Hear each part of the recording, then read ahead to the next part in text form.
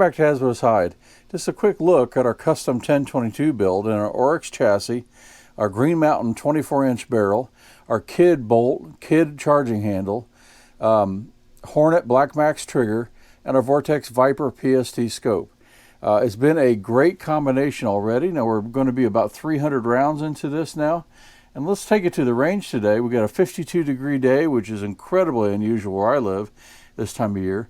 And we're going to shoot these 4 ammos. Now, it's a bit windy today, up to 15-mile-an-hour gusts, but it's the nicest day we'll ever have for the next 2 months probably. So we're going to take it and go to the range.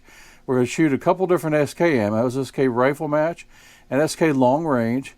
Then we're going to shoot Lapua Center X and Illy semi-auto 22 long rifle bench rest outlaw. And we'll see how those do. Let's head to the range. All right, SK long range. 1022 magazines with the tandem cross extension. Really useful.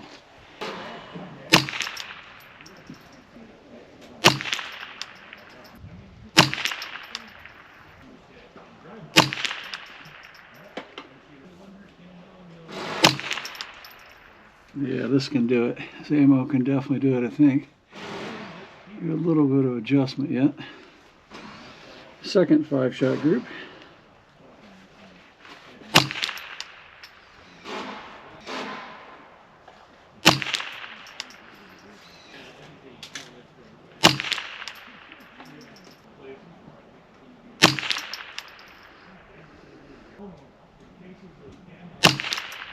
Oh, I pulled that one low.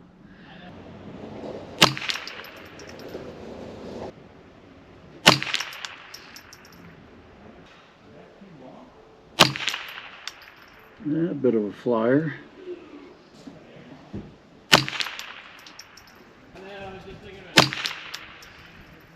Oh, maybe the first one was the flyer.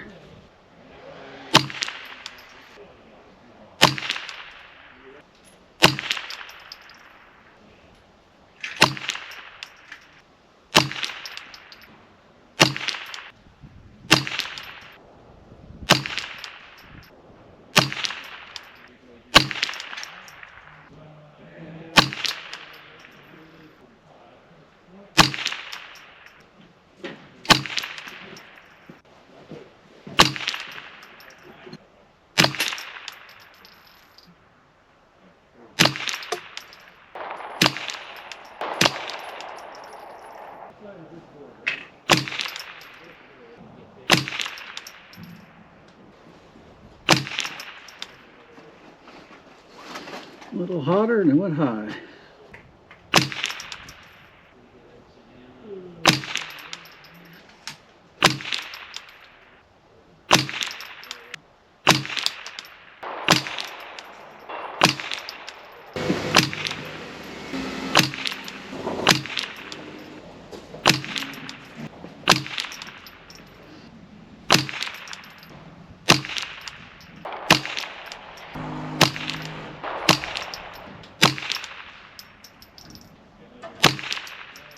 Come on. Another one up there.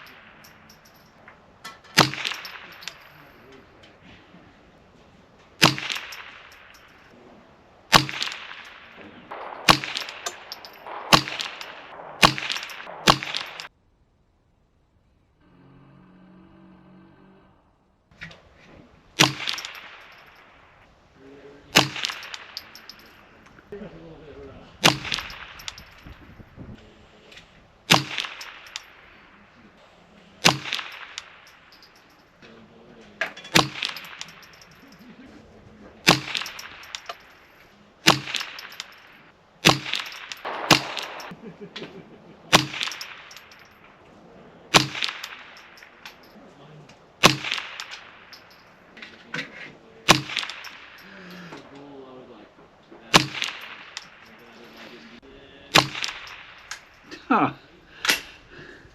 Wow, you talk about a flyer, it just took off an inch to the up and right.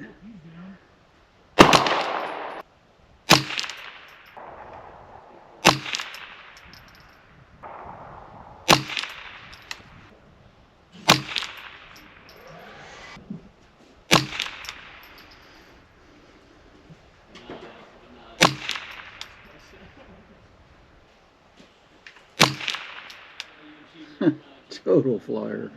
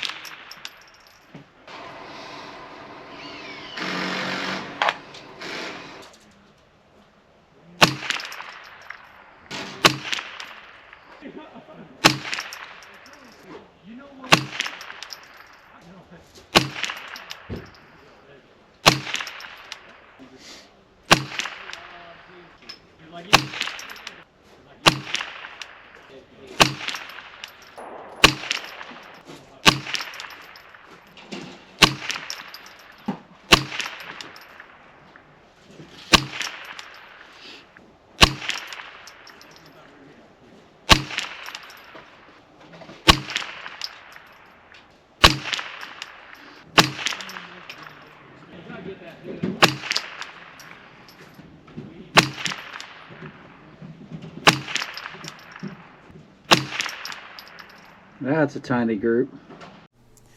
Welcome back in from the range, and some very interesting results. Now, it was quite gusty out there, especially for the first couple targets here, and the last target with the Eley Outlaw.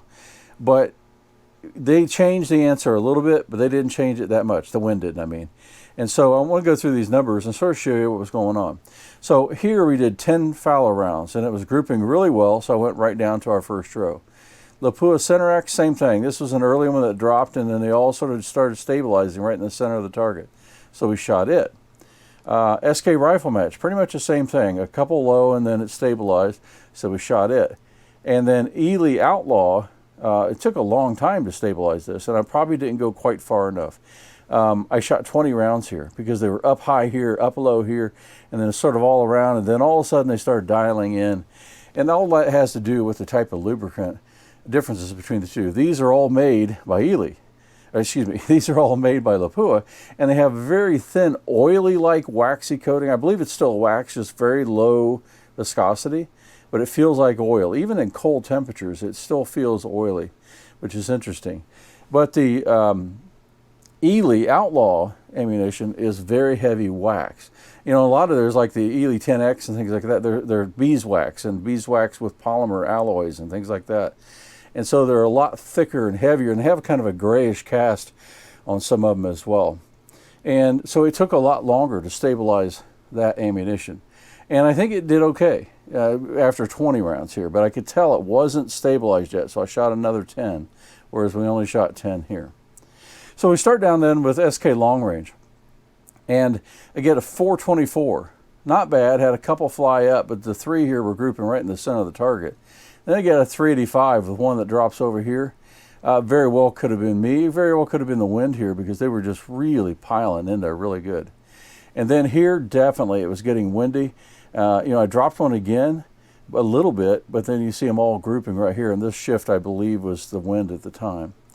And you can kind of see the same thing here. The wind is pushing it over just a little bit. I was trying to compensate by shooting the edge of the bullseye there and trying to compensate for the wind. I guess I didn't do too bad, but not perfect, but still really good groups, right? 488, 381, and then finally the wind calmed down here a bit, and I got a 360 on that end. So that's a 408 average for 5 different 5-shot groups. That's pretty good showing for SK Long Range because it's a reasonably priced quote-unquote match ammo, okay? And so pretty good showing for SK Long Range. If you're wondering, that's the lot number here, if you can get it in the light, 13851. And so pretty cool results for a relatively inexpensive ammunition.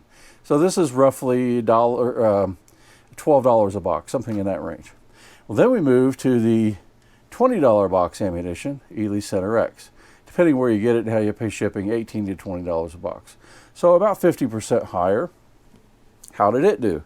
Well, it started off looking really good here. We had a 407 grouping, a little bit of horizontal here, a little bit of vertical there, but this was definitely in the velocities. You can watch the range data with the lab radar and you'll see that happening there.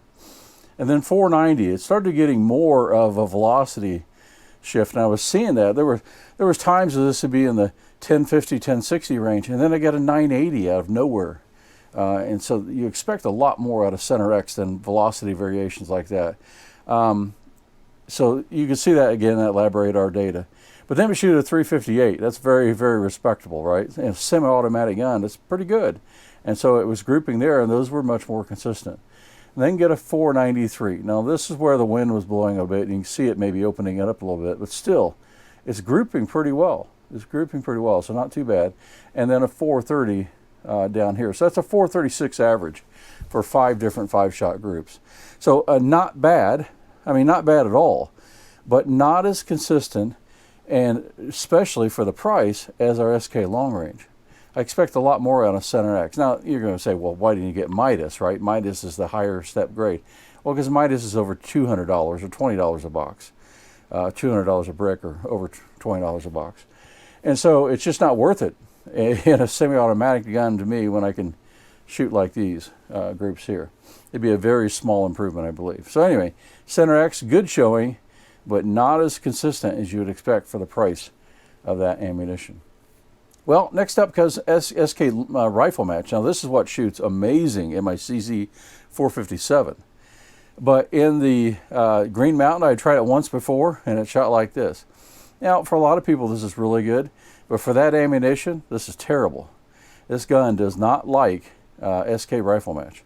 And you can see then the groups open up 508, 476, 541, 628, and a 518 for a 534 average, the biggest of all the ammunition we tested today.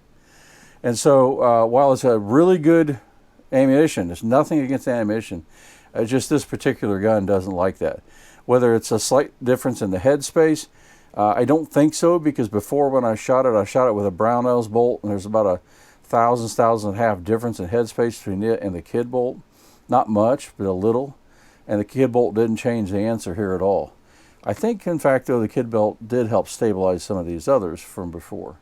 But that's a bit subjective unless I run them side by side same day.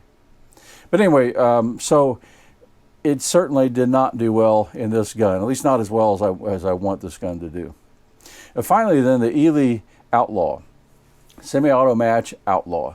The first group was a little discouraging, and so was the second group. But I think what I did was, remember I told you it was stabilizing here with that new wax and new lubricant. I probably needed more shots. And you hate to waste 20 rounds and shoot another 10 or 20 through it, but that's honestly what I should have done, because it was not stable enough. Here it's like, okay, it's shooting pretty good, but we have one flyer. Here it's shooting really good and one major flyer where it jumps, a half an inch or more out of the group of the others. And so we still counted them, right, and still looked at them, but look how it changed now. As it's starting and continuing to load up the wax and the rifling, etc. from there, then we get a 329, a 371, 244, and 383. These are some other shots. I did another Center X here just to back these up, and then that was another one I was trying with the wind, trying to figure out how to compensate for the wind. That's how much it was blowing me around. But anyway, so the Eley Outlaw, if you take the first 5, which is these 4 and this one here, you get a 428 average. But it's a little misleading because of these two still, I believe, still stabilizing with that lubricant. As you take the last 4, it's a 322 average for 4 5-shot groups, or 20 rounds. That's pretty good. That's pretty good, especially for $7 a box. I mean, that's pretty amazing, right? And so this works really well. Now, I happen to see this on Rimfire SS's channel, that he had tried the same ammo in a Green Mountain barrel, and he had gotten really good results. So I thought, I got to try it. It's time to try it, right? And it really did work. And so I've got a whole nother brick coming of that semi-auto there, and we'll continue our shooting and testing with it, but it shows up really well. So overall, if you look at just group size, then we're going to say, okay, we're going to say if you go the first 5 no matter what, well, then it's going to be SK long range. But if you take what I believe is when it's stabilized, it's going to be Eley Outlaw, and then followed by Center X, and followed by SK rifle match. All still really good. The gun's shooting great. I really, really like the Kid bolt. It seems to, I mean, it's just perfect. I just shouldn't seem anything. It's perfect so far. So that's great. And then I have the Hornet Black Max trigger in here, and it's quite good. It's the key thing is he really, I think, my understanding, he reworks the trigger geometry, polishes it, etc. But it's Ruger parts in general in there. But he's done a really good job in making it extremely smooth and positive. I mean, there's no creep to this trigger. It's just really, really solid coming back. I mean, coming back. You just feel like you grab hold of that trigger and it's a wall, and it's 2 pounds on the nose, right there to the brake, and so it's really, really a good trigger. Now, will I change it out? Maybe, because I'm so used to shooting that 4.9 ounce, 4.8 ounce trigger on the CZ457. Yeah, I'm really tempted to go get a Kid 2-stage to put in here. But right now we're going to keep shooting this trigger because it's brand new, and we're going to get some time in the range because obviously it's doing pretty well. It's doing pretty well. Could these groups get a little smaller with a lighter trigger? Probably, but this is doing really well. So anyway, I thought you might like to see this. You want to build your own. It's really not that hard. Now you can get this Oryx chassis. It's really nice. They had a nice sale on it at Christmas time. The Brownells receiver, Kid bolt. A lot of people initially maybe had trouble with the early Brownells receiver and the Kid bolts dropping in. This went in like a glove. No big deal. Dropped right into the receiver. No modifications. No grinding of that upper rail like some people have had. Drops right in. So I don't think you have anything to worry about with that combination. The Black Max trigger, Hornet Black Max trigger, good so far. Is it that much better than a BX? I don't know. I've got a BX that has thousands of rounds on it, and it consistently pulls at 1.7 to 1.8 ounces, and it's really, really good. So it's kind of worn in, etc. Is this better than that? I don't know. Time will tell, but it's certainly a very good trigger. And of course, that Green Mountain barrel, for the money, it's pretty magic. Pretty cool. What it does so far. So anyway, I hope you like this. If you do, look forward to more of this during the year. Continue to want to shoot some rimfire challenges and some rimfire contests. I'll probably start shooting NRL 22 again here shortly and having some fun with that. And anyway, I hope you like this. If you do, give me a like and subscribe, and we'll catch you later.